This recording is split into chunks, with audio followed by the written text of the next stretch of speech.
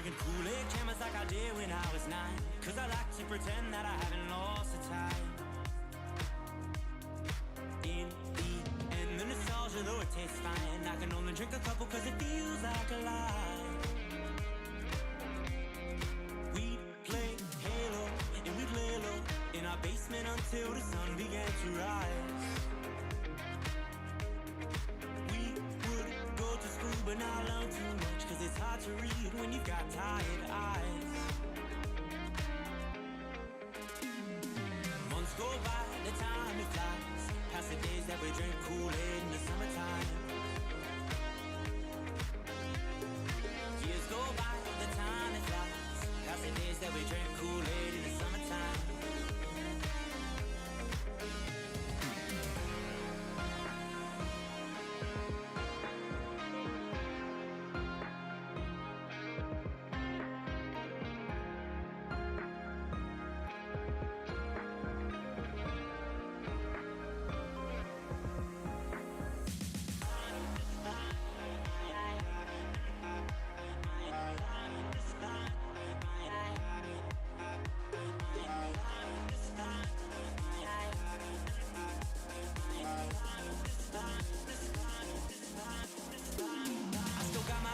They've been with me for some time, and it's nice to know that they still by my side.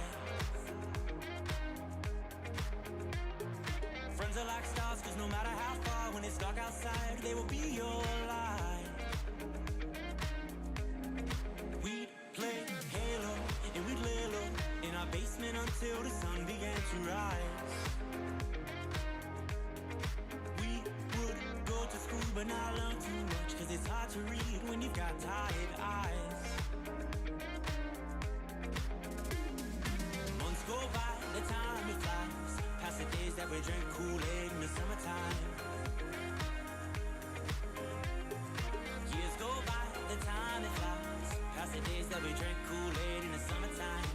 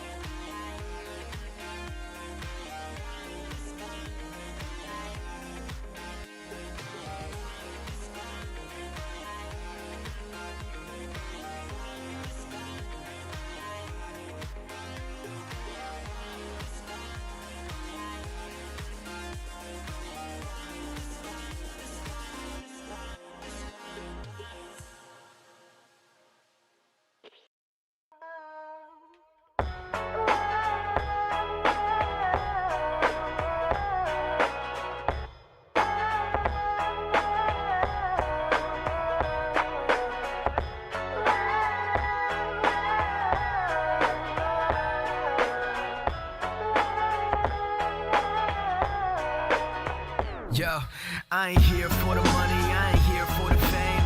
Though it might be nice to own a jet plane, I'ma do it all for you.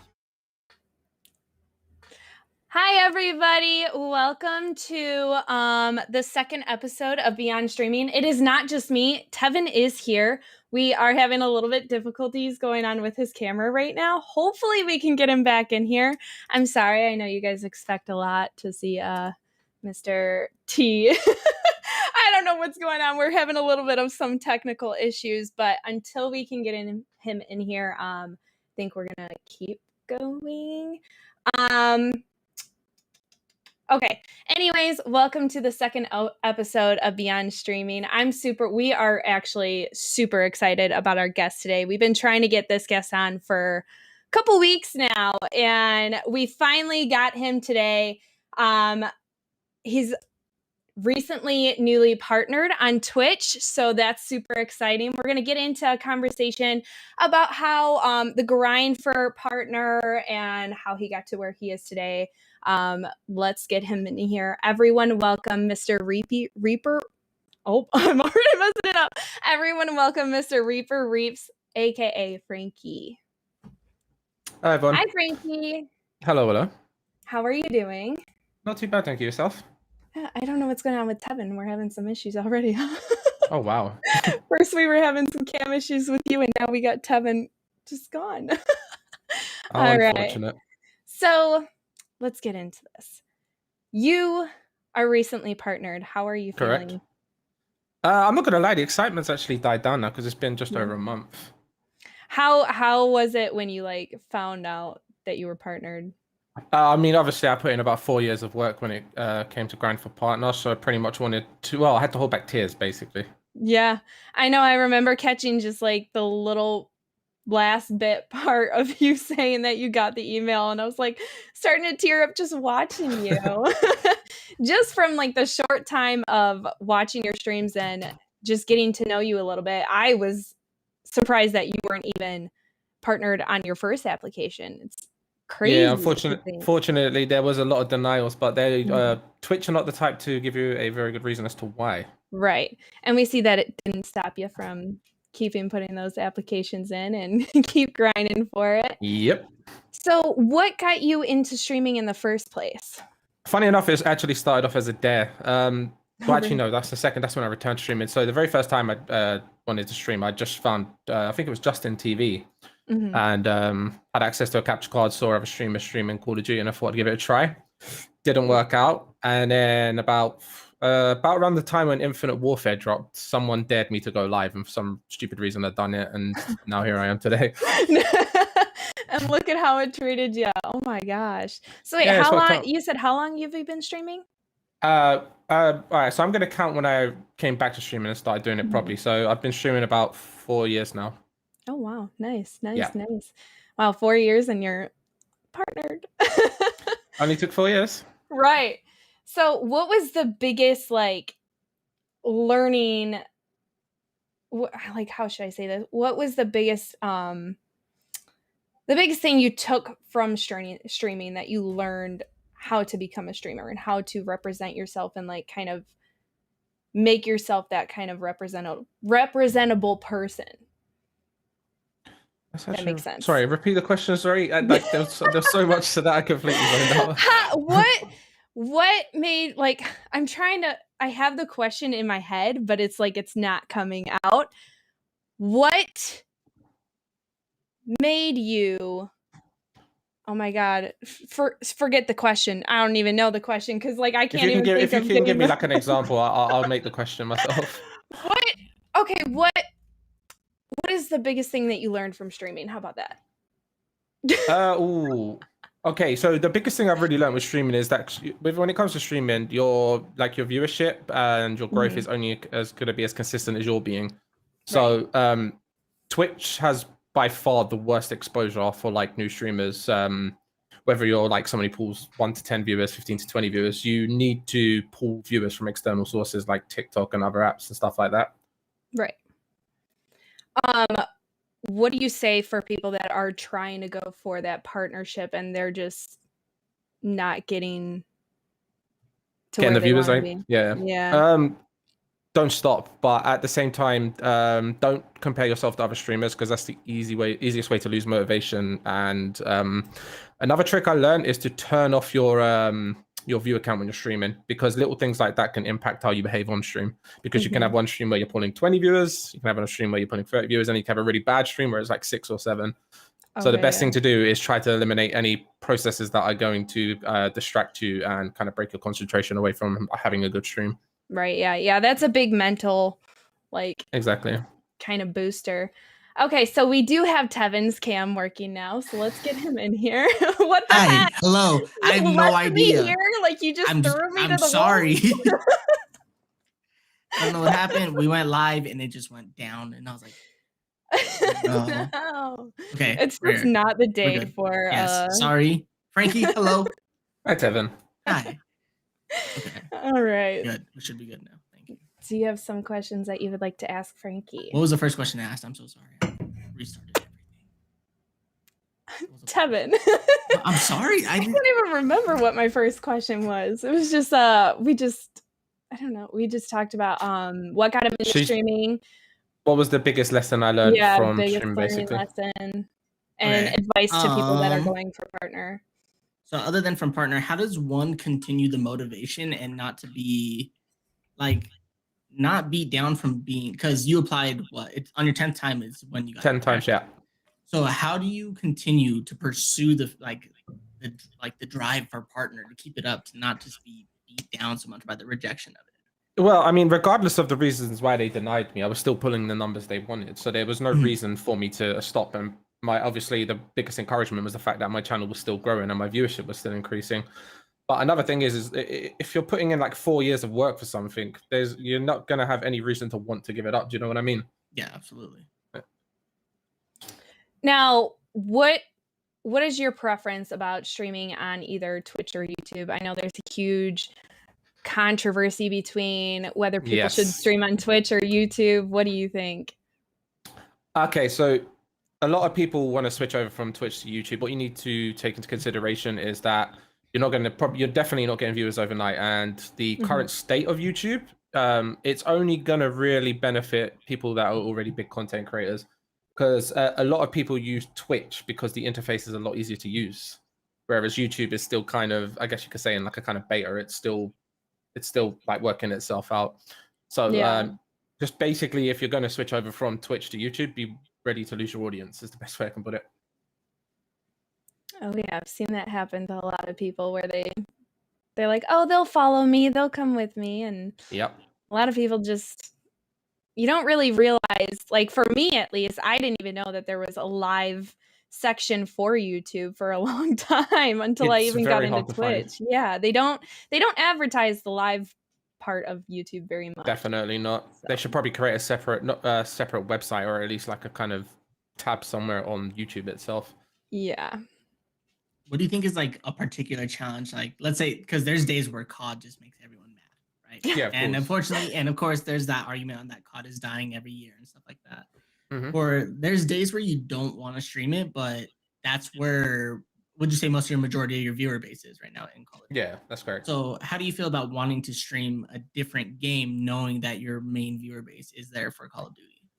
Well, I mean, I'm pretty confident if I was to switch games, I would still retain a lot of my viewership, because a lot of people that watch me, I've noticed, watch me even when I'm playing terrible. The only problem is like outside of streaming COD, I don't really have any, like, what's the word I'm looking for?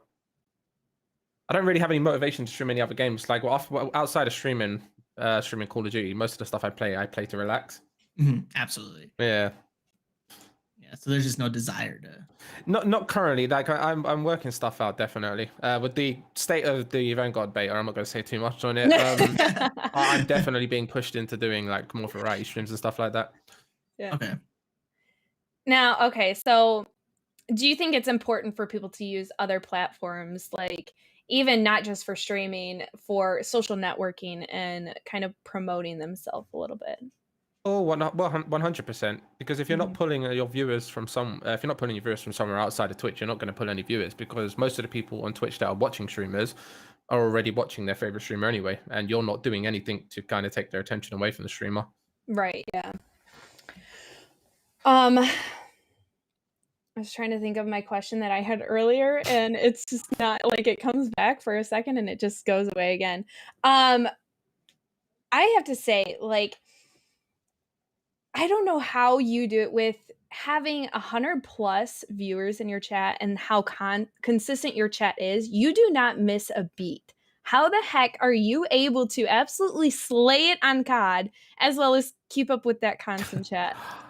I'm not gonna lie, you kind of like, when you first start your stream, you do struggle with the chat a little, but you kind of just naturally get into the groove of it. It's like with a keyboard. If you're not looking at the keyboard, but you know you're using the keyboard, you have to look at it when you're typing. Yeah. But when you're not concentrating on the keyboard and you're typing, you're not looking at it. It's just one of those things. Like for the most part, I kind of brush over the messages and I pick up on like the biggest details in the message, basically. I've noticed that. I'll be sitting there and I'm like, oh, he's not going to see if I say hi. And like 20 messages go by and you'll hear, oh, hey, Lainie. And I'm like, I'm like, how did you even see that? It's a very tricky he's over process. Here getting like 10 nukes in a row. It's wild. Now, Frankie, around how long have you been sponsored with Advanced? Oh, that's a good question. Right. So I applied during back in Black Ops 4, but they turned me down. Now, the sad part is that they told me, because they were just starting out back on Black Ops 4, and they said to me, I applied when my average was like 17 or 20 viewers. But during the Black Ops 4 era, my viewership was horrible. They were like to me, oh, well, if you can get 30 viewers, apply again and we'll accept you. Did that again, never heard back from them. And then I applied in 2019, say about halfway into Modern Warfare. So I've been with them now for just under 2 years. Okay. And around what time do you think you were around comfortable, like, hey, I should start applying for a sponsorship? After I got accepted into the advanced program, because the advanced program when I applied in Modern Warfare was still fairly small, but it had obviously gained some traction. But the fact that I managed to get attention from a company that was willing to sponsor me, and when I say sponsor, I don't mean like an affiliate, where it's like you promote our products, we'll give you a code, but we won't send you any products, kind of thing. Like Advanced actually send me products. So after I got accepted into that, I was like, yeah, at this point I can probably like try out Control Freaks and stuff like that. Now, what would you say is your favorite flavor in Advanced? Oh, I can't remember what it's called exactly. I think it's like Mango Splash or something like that. I can't remember. It's something with the word mango in it, but it's a very nice flavor. Mango sounds good. I like a lot of mango flavored drinks. Yeah, exactly. Me too. So how do you think that, what is your advice for people to kind of keep their viewers engaged and kind of keep them like interested and entertained during the stream, even if it's like kind of just a laid back, just chatting stream? First and most important tip is if you want to keep people in your chat, you got to keep talking. Even if your chat's not moving, there's probably people watching. So to an extent, they're still going to want to know what you're doing. So if you're playing like an FPS game while you're going to do, I don't know if you're going to try and outplay an enemy or something like that, kind of narrate that you're doing it. There was another thing I was going to touch on about that. Hold on, it'll come back to me in a sec. Another thing is people don't want to watch people that sound generic and robotic. So just be yourself. Obviously, it's not going to cater to everyone. Not every person's going to like you. Some people are going to think you're toxic. Some people are going to think you're too nice and stuff like that. That doesn't matter. That's the kind of support you don't want. And that's how you weed out the like kind of fake support. Just be yourself, and eventually you will get your own audience. I made the mistake for about 2.5 years of like basically trying to fit in with a group of people and behave exactly as they were behaving. And I noticed that it was doing more harm to my channel than good. Yeah, exactly. Yeah. When do you think that when do you think the best time for streamers would be for them to apply for sponsors or partnerships? Oh, that's actually a good question. I mean, any time is as good as any, really. It's just make sure that you're not being cheated when you apply, because some companies list stuff as partnerships and it's not partnerships. A partnership with a company is when they send you products, and you obviously in turn you endorse the products, you promote your code and stuff like that. Now, a lot of companies mislead people like that, and you only get an affiliate code, and it's like, well, if you get X amount of sales, we'll then send you this product and that product and stuff like that. That's not a sponsorship, partnership. Sorry, that's an affiliation. You're basically working for the company for free, and by the time you've made enough sales for that stuff, you've covered the cost of the products that they're sending you. So you're actually not getting anything for free. Right. So with the sponsorship, for anyone that doesn't know, could you explain what exactly you get out of that? So so obviously, right. So an affiliation obviously is when you basically promote a product, you get enough sales, you get a product sent out, etc. A partnership is basically like you get something called a partner manager, and what you do with the partner manager is that if you need products, you can message the partner manager, and the partner manager will sort it out. If you're looking to try and get like a extra discount on your code and stuff, you can reach out to a partner manager again. And when new products drop, unfortunately, like this, for example, which I missed out on, you can reach out for those for something to try. You can reach out for one of their new products and stuff like that. It's worth noting, unless you get a partner manager with a company, you're not really partnered with them. Right. You have that partner manager is someone that you communicate with, that communicates with like the CEO or head office and stuff like that. Right. Now, there's a lot of there's a lot of smaller streamers that sit there with maybe one viewer in their chat. And what do you advise to those people to help them get their name out there and kind of just get those viewers to come in? To be honest with you, first and foremost, be happy that there's at least one person in your chat that actually enjoys your content, because that's a good start. it's better than sitting on 0 viewers, and the only person in your chat is obviously like Nightbot or something like that. Yeah. My advice to anyone is utilize TikTok and YouTube Shorts while you still can, because the products, the sites or the application, whichever one you want to refer to it as, they're still in their kind of like baby stages, so that there's still time for you to get in there and actually milk the content, milk your content on the platform before it becomes far too saturated. As I said, like I think about 10-15 minutes back, unless you're unless you've got a friend basically that's already popular on Twitch, you need to use other platforms to get your name out there, because there's no other way for the people to locate you. Warzone is a perfect example. Like a lot of there's probably about tens of thousands of Warzone streamers, right? And unless you're pulling, I'd say somewhere between the 100 to 300 viewer range, you're never really going to grow, because you're saturated amongst hundreds of thousands of people sat on the same amount of viewers as you. So you're very, very far down the list. Another good way to build up a community is to stream a game that's not saturated, and that's exactly what I did with Cold War. At the start of Cold War, my average was, I think it was about 18 viewers, and now when I stream, my average per month is 164. I average about 2,000 followers a month. What I did is I took a note of the times that most of the popular streamers were on, and I took note of like the viewership and stuff like that, and when was the best time to stream. And obviously, I passed that same knowledge on to quite a few people that might be in my chat. I think Krolos is one of them. Ideally, try and stream when there isn't other big streamers on, because that's your chance. If you're not going to upload onto TikTok or stuff, because that's your opportunity to get viewers. Right. Because once they get on, that's your viewership pretty much gone. Oh yeah. You gotta, and you also gotta have some kind of uniqueness to your stream as to 100% to stand out from these other streamers. You could be streaming Warzone and you could be really, really good at the game, but if you don't have something that's different, like if you're acting how Dr. Disrespect acts in his streams, then it's just like, oh, you're just copying him, and they're just, if they want to see Dr. Disrespect, they're gonna go to his stream. So there you go. Like if you're the type of person to sit in silence when you're streaming, someone can go and watch, say for instance, like as probably a poor example, someone like Huskers. He's also quiet, but he's very good.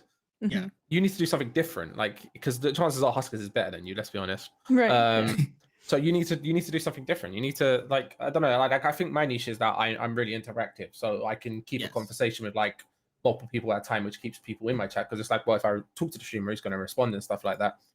The best thing, like I said, is use your actual personality. Don't try to fabricate one. Like, don't try to be like overly sarcastic if you're not the overly sarcastic type. Don't try too hard to be funny and stuff like that. Just be yourself. Be you. Yeah. Right. Now, so after all this long grind for a partner, at one point from the very start, were you like, I want to try out streaming? What made you want to try it out? I was actually answer this question just before, while your camera wasn't working. Yeah. I'm so sorry. I'll answer it again. I don't really mind going over it. So back on when Black Ops 2 first came out, I think Justin TV was around. I think I might be wrong, and Twitch was just taking its first baby steps. I saw streamers doing it. I was thinking, oh, this is really cool. This is something I want to get into. Unfortunately, back then I didn't really have the money and stuff. I wasn't employed or anything, and it pretty much fell through right away, because once the piece of equipment broke, I couldn't replace it, so I just lost my motivation.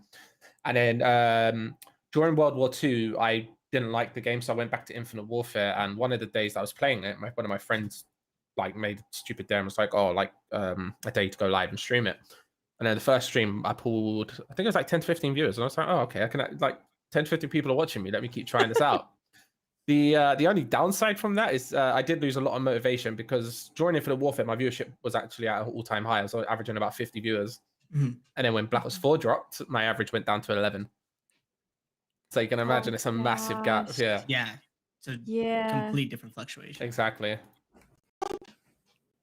Now, Ignore if correct, you started on Halo, right? Yeah, I've started. Oh man, I've got a very faint memory on it, but yeah, I started out on Halo. So, what made you want to move over to Call of Duty? This is the story about that's pretty ironic. So, the whole backstory to it is literally, I owned an Xbox 360. The Halo copy got laser burned. At that point, yeah, exactly. At that point in time, I was like really addicted to FPS games, so I was like, I really need to play another FPS game. My friend left Modern Warfare 2 around at my house, so I was like, I put it in and started playing it and stuff. Doing terrible. I just want to put it out there. I was really bad at it for the longest. And I was like, oh, this game's pretty good. And then I realized they were releasing newer CODs and stuff like that. And then eventually I got addicted to it. But as a disclaimer, if I knew skill-based matchmaking was going to be something they introduced to Call of Duty, I would have stuck with other games. I just Oh want to be my very clear. goodness, the skill-based matchmaking. Yes. That's a whole other. That's a very stressful story. We all have like such a bad experience with that, I'm 100%. sure. It's definitely tough. It's like I'll go from like having some really good games, then the next lobby is just people just completely crapping on me. I'm like, I ain't made for this shit. I can't do it.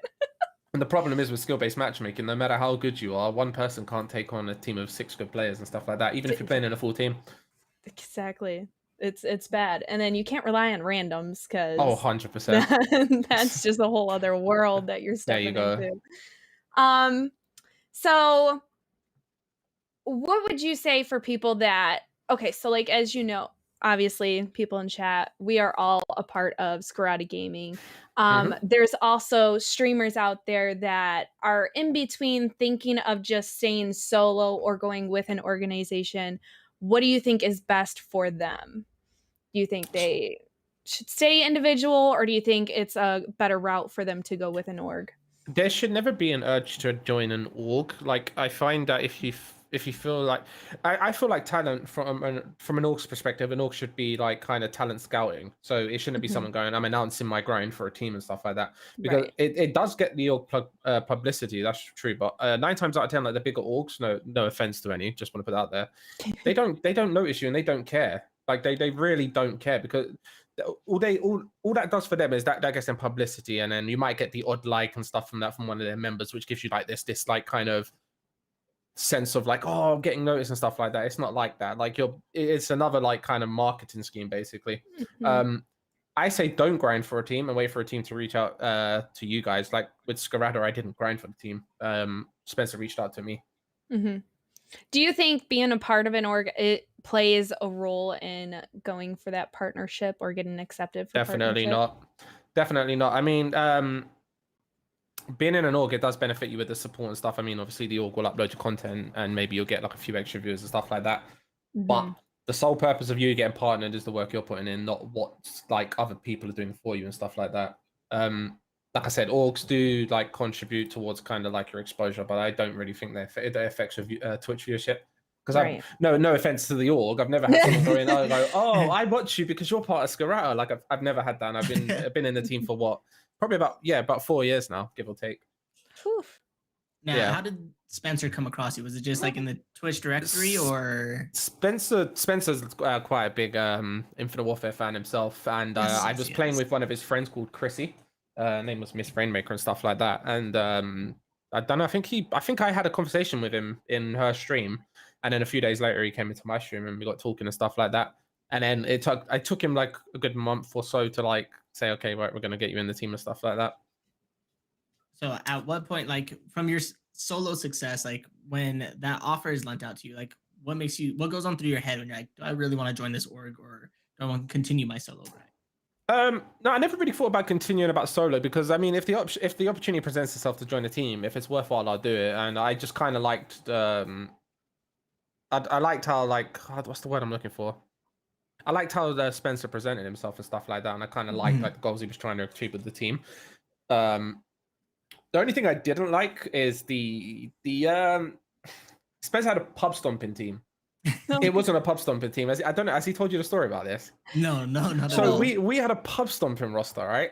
So you had myself, who had like a 5 KD. I was really good at Infinite Warfare. And then you had like, and then you had like a full team of like pub stompers with like negative KDs. Yeah, exactly. And every other week, I'm seeing like someone tagging us saying they nuked one of our team members. So yeah. So eventually, Spencer came to the UK, and me and Spencer got like me and Spencer were drinking, and I was like, Spencer, you just got to let me kick this entire roster. Like I can't do this. And then Spencer agreed. Like, okay, after I go back to the States, we're going to announce that we're just dropping that roster, and you can say who joins and stuff like that. Right. And now you have one of the most infamous 6-man who has been on multiple Reddit links and everything like that. Yes. What's it like with that form of publicity and that type of rep? For me personally, I mean, I've always had it in like in game chat and stuff like that. But I'm really happy for the people I play with because they're getting exposure from it. They're getting a lot of exposure as well. Yeah. It's very nice to have like a set group of friends that you can get on every day with, play with. You can even be like, you can have your moments where you're really like annoyed at each other and stuff like that. But it's nice to know that like nothing's ever taken personal, and you've always got that same group because you learn to play well together, and you don't have to like communicate through your mics and stuff like that because you're so used to playing with each other. You know what the other person's likely to do. The chemistry like, there. Yeah, and like I said again, it's nice that I can also at the same time help these lot get exposure as well, which is pretty cool. Yeah, because I went down the rabbit hole on one of those threads, and one of them was like, "Yeah, if I ever see like any of these names, I immediately leave." Like they just have that name, they just have that reputation. I would just be shutting off my PlayStation. That's it. I'm done for the day. I'm out. Even if I was on that the enemy team, I wouldn't want to be in any of those lobbies. Trust me, not a nice experience. Now I know you said like you're mostly Call of Duty streamer. Right. How do you think that when playing a certain game affects people's growth with streaming and growing their community? Oh, sorry. What was the question? Sorry. What was the question? Sorry. Do you think it will negatively affect somebody or positively affect them if when they switch do games? switch up games? Yeah. Oh, yeah, of course, 100%. A lot of people, if you're a big streamer because you play one game, so if I average like 100 plus viewers on COD, those 100 plus people aren't gonna enjoy playing me playing something else. Yeah. Because they know me for playing COD, so you're gonna lose a chunk of your viewership, of course. Yeah. But at the end of the day, when you switch to a different game, you're gonna also attract viewers from that new game you're playing. So you're not obviously gonna get everything back overnight, but you are gonna get stuff back. It's just it could take a while. It could take a month. It could take 6 months. It could take a year. It's just about getting that moment and capitalizing on it. I think just from watching you play Call of Duty all the time, I don't think I can see you playing another game. Like it would just be weird to see you not raging on Call of Duty. To be honest, I think I'd struggle quite a lot to transition into a different game, but I don't want to like be like 6 years down the line and still streaming COD, you know? Do you want to come play Sims?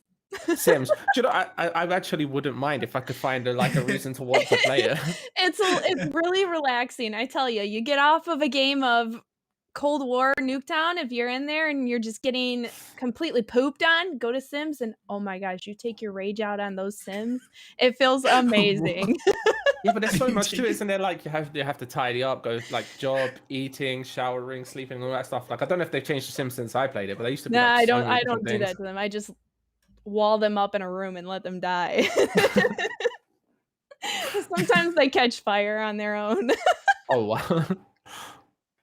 It's really okay, it's like you okay? I know I sound like really psychotic right now, but it's very like therapeutic to take your anger on something that's not real, so you're not doing harm to other people. You're doing harm to something that doesn't exist, you know? True. Oh man. Don't judge me. I'm not. We love it though. We do. We do. Okay, let's see. Networking. So obviously networking on Facebook, Twitter, TikTok, all those other platforms helps a lot. Do you think having a big following or even a lot of a notice from those other social platforms, do you think that has any kind of role into being a partner or getting partnership? Yeah, definitely. Because like I said, it goes back to the first thing I said, where it's like you're not gonna get views from anywhere unless you're pulling them from somewhere else. Right. And I guess another thing that you can really do is you can network with other streamers, but you have to be careful because there are a lot of streamers that aren't out there, aren't looking out for your best interest, are looking out for their own. Fortunately, it took me a while to learn that myself, but yeah. Now, how do you react to people that that come to your chat after they run into you in a game and they're trolling you or calling you a hacker and just calling you out, calling you a cheater? How do you react to that? If you call me a hacker, you're complimenting me. I'm a 30-year-old man whose like reactions are really slow now when I play the game. So calling me a hacker for me, it kind of feeds my ego a little bit. Oh yeah, we've seen the Reddit feeds too, where I you're just love those constantly things. I need so many more of those. They're great. They're great entertainment. Oh, Kind of for boosts real. your ego to think, oh wow, I'm that good to like. Yeah, like that I've managed to annoy a group of people. Right, and then you're getting free views out of them too. So Yeah, it's like, the funny thing is the person that made the most recent Reddit thread about me, mhm. actually came into my chat and apologized and followed me and subbed to me. I was like, Oh, well, it's not bad. Switch teams. Yeah. right. We like that. Love And that. he was like, I'll get the thread taken down. I was like, no, don't do that, man. Leave it up. Right. Oh, it's all the publicity, free Yeah, publicity. exactly. What do you think? What is your opinion about Facebook gaming? Unless they're offering you a contract, don't do it. There's too many flaws to it. I'm the type of person, I always look into stuff, like especially with Mhm. streaming, you should always be staying on top of stuff. Mhm. Don't get too complacent and just sit there on Twitch every day, turning on stream, turning it off, like look around and stuff. Facebook's discoverability is the worst ever. The interface, again, really, really bad. I don't know if you've seen it. It looks like, if you use Facebook, you've got the video and then people comment down below. Kind of Yeah. looks like that. Another thing is that the streaming platform uses your actual username from your account, so it actually reveals your public name. Oh, Yeah, there I you didn't go. know So, that. but if I was to ever switch over to Facebook, which I won't because I spent far too much time trying to get partnered on Twitch, Right, it would yeah. have to be a lot of money because you lose everything. I'm not going to name the streamer because I don't really want to kill on streamers. One streamer averaged about 400 viewers on Cold War, and he recently signed a contract with them. He switched over to Warzone as well when he went on Facebook Gaming. His average is about 20 to 30 viewers on that platform. Wow. Yeah. I think most people, when starting streaming, try to do Facebook gaming because they think it's the most open social network to them. Like, it has Yeah. the most exposure Yeah. to them with people around and stuff like that. So I think it's kind of like they try to take an easy route, in my opinion. I believe. 100%. I mean, another thing is, if you're a new streamer and you're starting out and you kind of just want to, like, I guess the term I'm looking for is get your feet wet. That means like basically what you want to do is you want to use, I think it's called Restream or something like this, so similar to this website. Yeah. You can stream on multiple platforms at once, and because you're not in affiliation with Twitch or you're not partnered with Twitch, there's nothing against rules for you doing it. If you're a new streamer starting out, that's probably the best way to do it. Stream on multiple platforms at the same time and find out which one's best for you and go from there.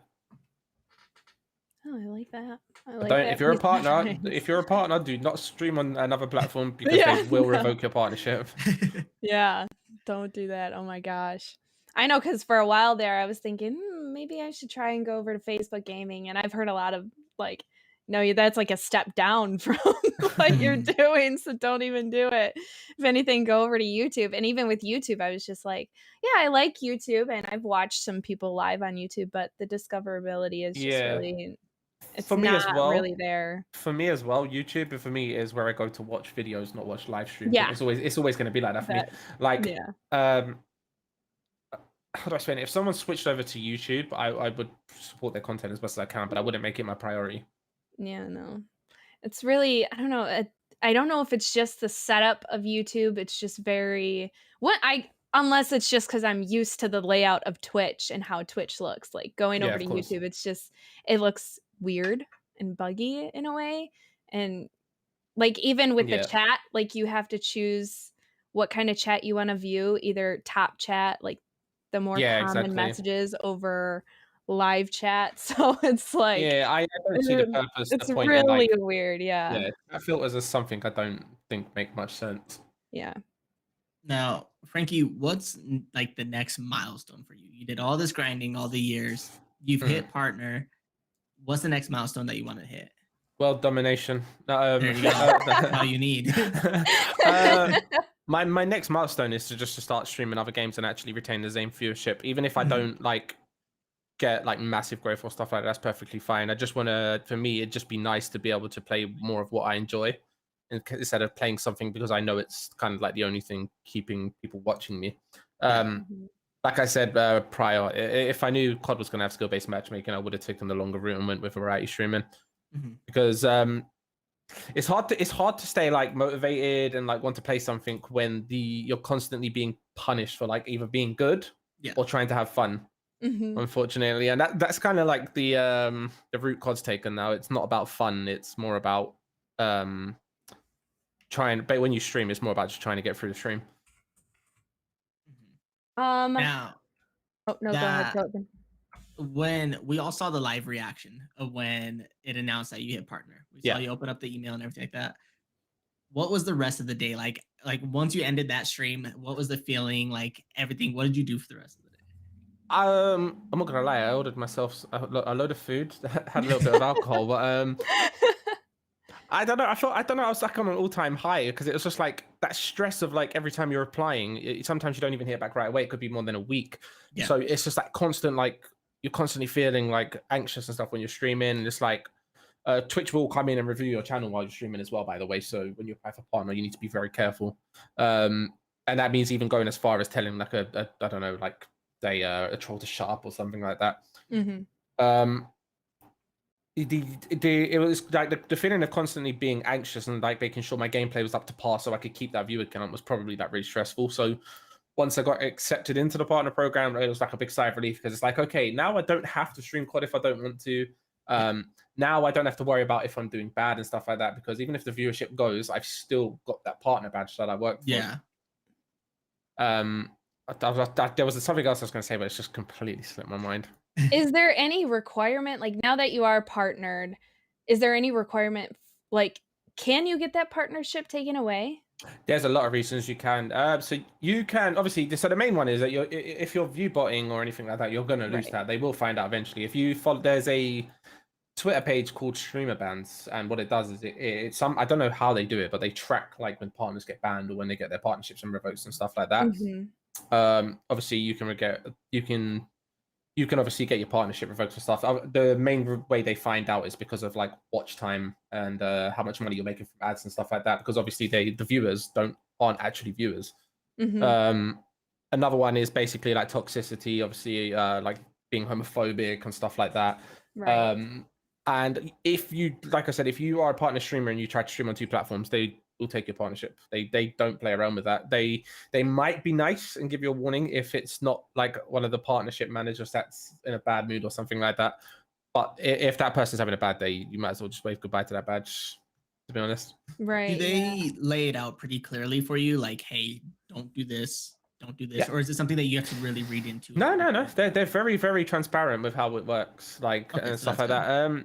What I will say to people is like, don't expect much when if you're thinking about going for the partner program, because there isn't as many benefits as you think. Like technically, to an extent, you're better off as an affiliate if you still want to keep your options open.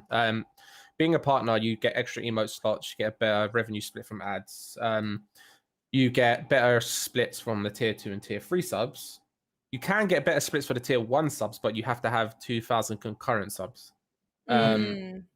When you go to like the Twitch ones and stuff like that, obviously you can have access to the partner lounge and stuff like that. And Twitch send out like a kind of like partnership email every month where they set you incentives, and if you can reach them, they send you like goods and stuff like that.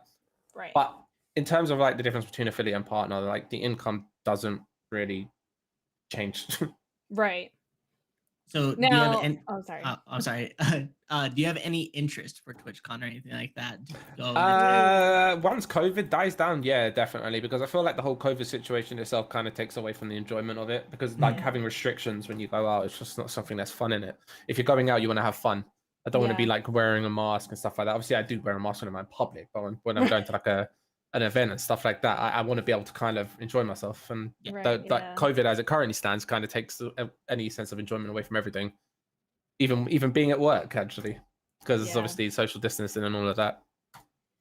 Now, what would you say to people? Because obviously, we got the DMCA is a huge thing about streaming. You can get banned for playing music that is copyright, and you're done. What is your advice to people that have that mindset where they're like, oh, Twitch doesn't watch my videos. They don't see me. They're not going to do anything. Yeah. So this is a good way. This is one thing I'm glad you asked about, because a lot of streamers kind of disregard it, and they use even the smaller streamers. Right. And there's a feature on OBS that allows you to remove the music from the VODs. So even though it's being recorded in the stream when you're live and you can hear it playing, when you go back on the VODs, it's not there. Don't do that, because it's not Twitch that DMCAing you, and it like Sony and stuff like that, they have a bot on the site. I'm not sure if it appears in the chat or not. But that's how they track DMCA. Even if you're live, they can track it. Yep. And if you get a DMCA strike, you wouldn't be able to apply for partner or anything like Twitch might be offering out to affiliates, like beta programs and stuff, or early access to like a creator camp or something like that. Just don't do it. It's not worth the risk. Like, just do what I did. Go on Spotify, make a playlist, but find songs that don't sound generic. Yeah. That's literally that. You shared that playlist with us, and that has been the only playlist that I play when I'm streaming. And even like when I'm at work and I just want to listen to some music, I will play that while I'm just at work. I'm glad people like it. It's just like it has the good music. It's not like what you hear, because I mean, I've looked up non-copyright playlists obviously on Spotify, and they all sound the same, so it gets very 100%. generic. And I think that's where people start to think, oh, I'm just gonna play my music. It doesn't matter. It's what fine. I did is, instead of going on YouTube and like looking for, I was just about to say that, Spencer, don't use Monster Cat and non-copyright sounds. Because they to an extent the music still sounds generic. Look, Google artists and find out if their songs are copyrighted or not, because a lot of like American rap artists, especially UK rap artists, so they don't have like any like copyright issues, so you can use their music. It's just like I said with streaming, you get what you put in. So ideally, don't play DMCA copyrighted music, and just like look around for good music that you think people will vibe to. And don't make a playlist that tailors to your music taste as well, because you got to remember, not every person has the same music taste as you. Be a bit diverse. You're also entertaining the viewers. Yeah, exactly. So have a diverse playlist. Like you've got some people that like rock music, some people that like R&B and stuff like that.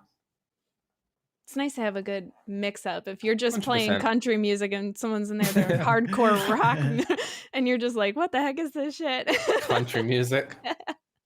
There was one time where I found a non-copyright playlist, and they had some musical songs in there, but they were like covers of musicals.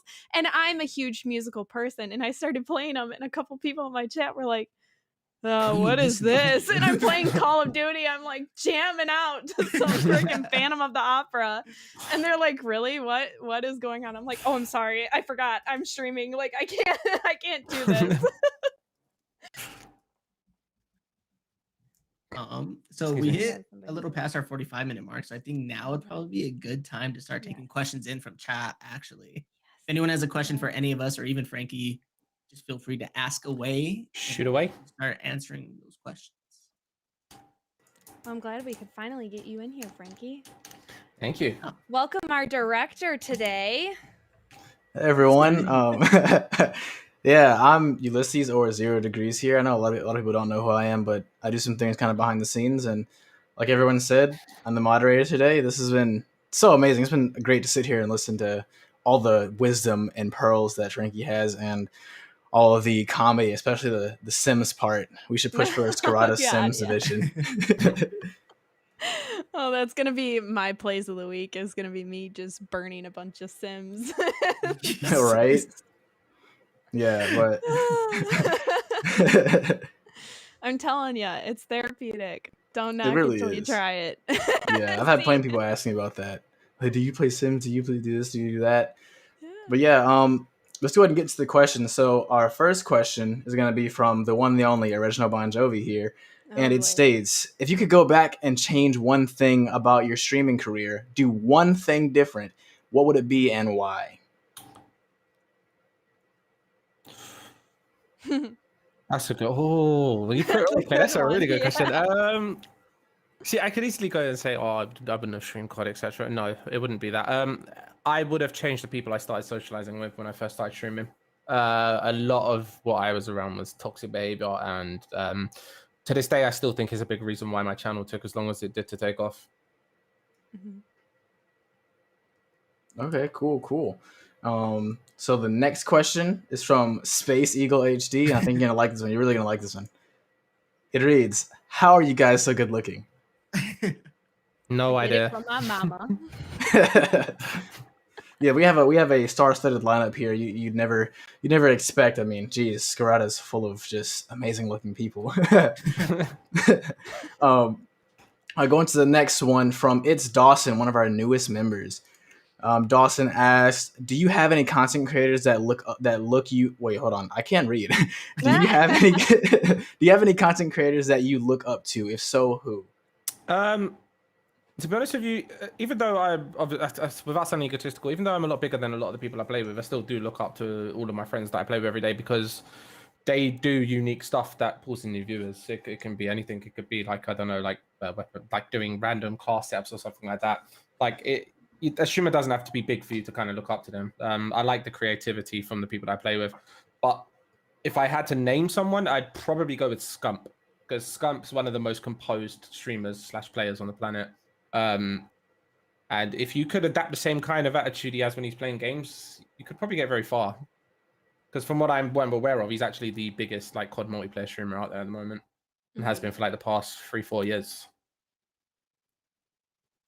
If I were to answer this question, I think the biggest content creator that I looked up to that really got me into it is probably Courage, Jack Dunlop from. He was started in codcasting and everything. Yeah, like I was about to. So he started in codcasting, and then towards the end of World War II, it was actually in the middle of an optic game where he was like just broke down because it was his last game, whatever, and he's like, I'm moving to streaming. And so I was like, And so like I kind of followed him and everything like that, and then just seeing he wasn't the best at first, but just being around Call of Duty pros all the entire time, he always had that somewhat like the natural talent. And so just seeing how he integrated his personality and everything like that, and just watching him grow, and then eventually playing with Ninja and everyone, Dr. Lupo on Fortnite, and then going to Call of Duty, that kind of just inspired me to do it. Like, just be yourself. That's the person. That's one of the people. Him and Tim the Tatman. Like, that's like the epitome of just be yourself. Yeah, I mean, talking about Tim, I've been watching Tim since he was on about 10 viewers. Like, I don't know if you heard. Have you guys ever heard of a content creator called TBNR Frags? Yes. Yes, he started out trying to get into a 1v1 against him, like a friendly 1v1 back on the PC, Black Ops 2. And don't know, I think he found his success actually on Overwatch, didn't he? Like, he really took off on Overwatch shops. Yeah. It's crazy to think like one of the streamers I started supporting years ago is actually like one of the biggest streamers around. Made it. Yeah. Yeah. And it just goes to show, like, again, Tim the Tatman is by no means like that good of a player or anything he plays, but he has a personality, and that's why people watch him. Yes, he has addictive personality. Absolutely. Yeah, exactly. Oh, I didn't know if Lainie wanted to answer the question. Oh, sure. I didn't know if I was. I didn't know what was gonna happen. I honestly look up to Sweet Tails a lot. She's the reason why I feel more comfortable just like being myself on my streams a lot, is because she is so open with who she is, and she's not afraid to make people feel uncomfortable with how loud she is, how weird she is. She does some of the most randomest shit on her streams, and I love it because she does not let what other people say like negatively about how she acts affect her at all. And I'm like, that kind of motivates me to, okay, I can be myself. I'll be weird. Like last night I was streaming and I completely fell off camera, and normally I would be so embarrassed and I would shut down, but I just like was able to laugh it off and just turn it into a joke. That's another thing. I give a lot of credit to female streamers because they put up with about 4 to 5 times more crap than male streamers do. So props to them, 100%. Yeah, so much fun. Also Tim, because he tells energetic. He's so energetic, but like he's always about the bottom man too. Like on the teams when you're playing Call of Duty, he looks out for those who can't really carry the team or help out with the team. I'm one of those people, so that helps me feel more Every comfortable. team needs a bad player. Yep, we all need a rock. Alrighty, on to the next question from Spencer again. It's one that I want to know myself because you can see. What's the secret to the beard? Oh. I'm not gonna lie, genes, literally. I don't know. I just inherited exactly what my same facial hair that my father has. I don't comb it. I don't groom it. Well, actually, no. Of course, I comb it. What am I talking about? I don't groom it or anything like that. Like I don't like apply loads of beard oils. Like this. Yeah, I just wake up with this excellence. It just naturally grows like this. Thankfully, all that's left for me to do is just shape it up from the sides. There's nothing else to it. Yeah, exactly. Beautiful. Came out with a full beard. Oh man, I need to get like that. And our next question comes from Move. Where do you see yourself in 5 years? That is a good question. Unfortunately, as it currently stands, I'm trying not to like get too far ahead of myself. But ideally, if we're talking from a streaming standpoint, I see myself still streaming, just not streaming COD. I do definitely see myself being a lot more successful, as egotistical as it sounds, because I don't, like I said earlier on, I think people watch me more for the personality than they do for the gameplay. But yeah, I haven't really looked that far ahead to say 5 years, but I still see myself streaming, definitely. Cool. All right, and then another one from Dawson. In what ways do you think you could improve your content / social networking? So obviously you're gonna want to use TikTok and Instagram. Be creative, like do something different from what anyone else is doing. I mean, you can be generic and go down the like weapon setup route, like, oh, this is the best XYZ setup and stuff like that. But there is no like surefire way to do it. It's ideally, I would say, come up with something that's a different idea from what everyone else is doing. Like, I don't know, review someone's weapon setup instead of coming up with like your own best class setups. The thing about like getting exposure on other platforms outside of like Twitch as well is it's still a hit and miss game. It all depends on the time you upload. If there's a lot of content creators uploading at the time, if you use the correct hashtags and stuff like that, just keep uploading, and then one of your clips, whether it be YouTube or whatever, might take off. That's what happened with TikTok with me. I uploaded a double nuke where I over exaggerated about how happy I was, because I was, and it got 1.2 million views, and that's where my viewership started coming in from.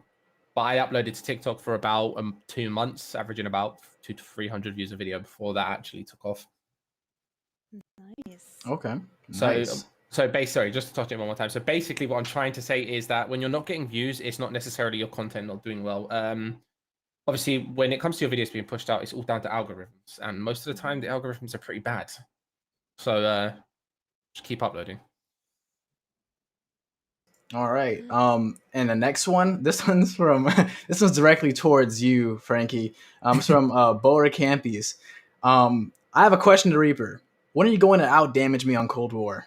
The day that you can pull more viewers than me. Ooh. Considering I overtake your viewership in about 30 seconds. Oh man. Yeah. Ooh, wow. You're gonna need some ice for that burn, bud. Sorry. Yeah. Get you some nice ice cold advance. Get some nice cold ice cold advance to put on that one. Sorry.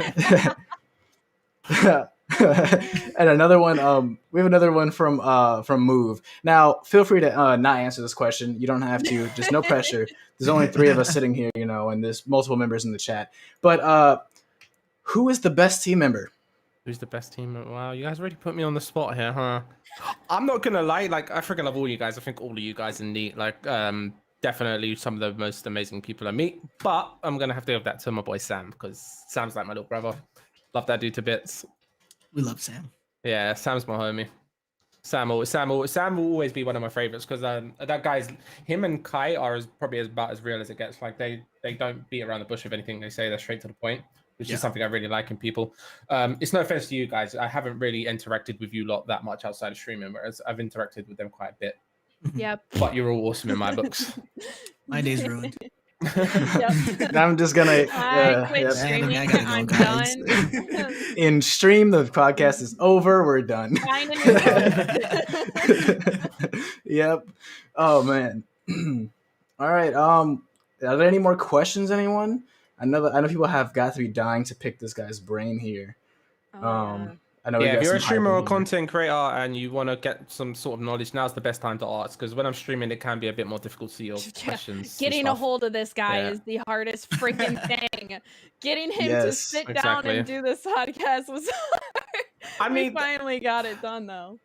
I mean, it's true. I'm really bad when it comes to responding. I get sidetracked so much though. It's such a terrible habit. Wait, I have a question. So before this, Spencer gave us some bullet points on you. Mm-hmm. And one of them says that you could down a pint of Guinness in 6 seconds. That's actually less than that. Spencer's lying. Ooh. Yes. How fast do you think you could down a pint? I'd say about 4 to 5 seconds. I'm gonna have to witness nemesis. Yes. So Yeah, so when you're my- basically, when I come to the States, when I can actually fly there, I'll show you lot. It's actually it's a pretty absolutely. nifty trick. We'll plan it out. I'm excited. I have to see this. What's okay, I see some more questions, by the way. If you don't want to read them out, well. Yeah, here we go. Now I was they're all getting ready to just, get like, onto coming them. through. There we go. I'm trying to keep up with them. Another one from Dawson. Here we are. It says, if you never started gaming or streaming, where do you think you'd be right now? How do I even touch on that? Right.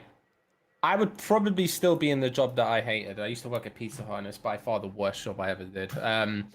Pizza Hut, sorry, not Pizza Hut. Streaming gave me enough like wiggle room to leave the job, to leave that Pizza Hut job. But before I started streaming, I was so dependent on the money from Pizza Hut because I pay for everything myself. I couldn't get out of the job, so I'd probably still be working there, hating my life. To be honest with you, I think Spencer can relate. It's not a fun job by any means. It's probably one of the worst jobs you can do. Oh man, I guess now we have to boycott Pizza Hut. Yeah. That's them. Yep. Another one from Spencer. You might have touched on this earlier, but thoughts about Vanguard so far, the good, bad, and ugly. I've tried my best to be as optimistic about as I can about this beta, but it goes without saying from my perspective, it's one of the worst betas I've ever played. The visibility is really poor, so it's like you can't see nearly anything from like certain distances. There's 2 weather-based maps as well, like one's rainy and one's snowy. I think I can't remember the damn names. Guitarra and Red something. You basically can't see anything unless it's right in front of you. A lot of the gunfights as well. I can show you a lot later on Twitter. When you shoot at someone, the body distorts itself. So instead of it being straight, it kind of curves itself like into an S shape. You don't notice it while you're playing, but when you slow it down, you do see it. I was complaining about on stream. The gunfights are very inconsistent, and the movement's very clunky. So it's like I said, in my opinion, is by far the least fun I've ever had on a Call of Duty beta. Mhm. Again, skill-based matchmaking being the biggest contributor as to why no one likes it. Do you notice any difference from the alpha to this one? Yeah, even less people moving on the game. Like everyone's more stationary than they already were. Gosh. Is there Wow. anything good about it that you liked or no? I do like how the gunfights feel. It's just they feel random and inconsistent. Oh, okay. Interesting. We're gonna be hopeful for the future though. Yeah. Real quick, we'll touch on this one from Space Eagle. When is Tevin going to let me take him on a date? As soon as you're available, I'm ready. There we go. Put it in the books. Mark your calendars, folks. And we have one from Andrew, Red Zone. Andrew asks, is dual PC worth it? If you're using an AMD PC, no. If you're using Intel, yes. But the dual PC streaming is a very, very big headache because there's a lot of issues that can happen with the audio and like stuff not being in sync and stuff like that, stream quality, etc. I overall would say no. But if you really want to do it, you only do it if you've got an Intel PC because AMD is perfectly fine. AMD is designed to run really well. Sometimes does run really hot, but it can do PC streaming with very little problems. All right, and off of that question, I didn't type in the chat, but I have one myself. For people who are starting to stream or looking to get into PC gaming, what kind of components do you recommend? Do you recommend going more AMD and going with NVIDIA cards, or do you recommend going Intel with NVIDIA or Intel with AMD cards? What kind of components do you recommend for people getting into streaming and playing on PC? To be honest with you, it's all preference, but in terms of like stability and not having to know as much, I would recommend Intel. There was another part to that question you just asked, and it's just slipped my mind. It was in terms of like graphics cards and combos. Cards, right. I would always go for NVIDIA graphics cards, as good as like the AMD Ryzen stuff all is. NVIDIA graphics cards have a lot more support, and they have an onboard chip built into the graphics card, which is specific for streaming. So you would incur a lot less performance problems and stuff like that running an NVIDIA graphics card as you would if you used an AMD one. Okay, thank you. I just me personally, getting into this, I've always had AMD for the most part, and then I've had a lot of questions and of myself, and I know you're our resident PC guru, so asking that question was essential. I'll do a last call for questions. If anyone has anything else, we'd love to answer your questions. We have the one and only ReaperReapz, aka Frankie, the Twitch PC guru, the one and only absolute freaking machine on the map. So if anyone has any more questions, please type them in the chat right now. Anything and everything. Well, not anything and everything, but anything to pick the man's brain. PG-13 here, people. Yes, please. We don't want to get banned. Right. And now is the time. Other than that, I mean, questions have been amazing. I mean, Yeah. you guys are all amazing. Definitely. I'm just so glad we've actually got the podcast going, because speaking with this has been in the works for a long time, and finally getting it done is very, how do I say it? I don't want to say enlightening, but it's amazing to see. It just makes me happy to see, because we're doing big things over here at SKIRATA. Oh, Definitely. yeah. Really proud of everyone, 100%. Steps in the right direction. For sure.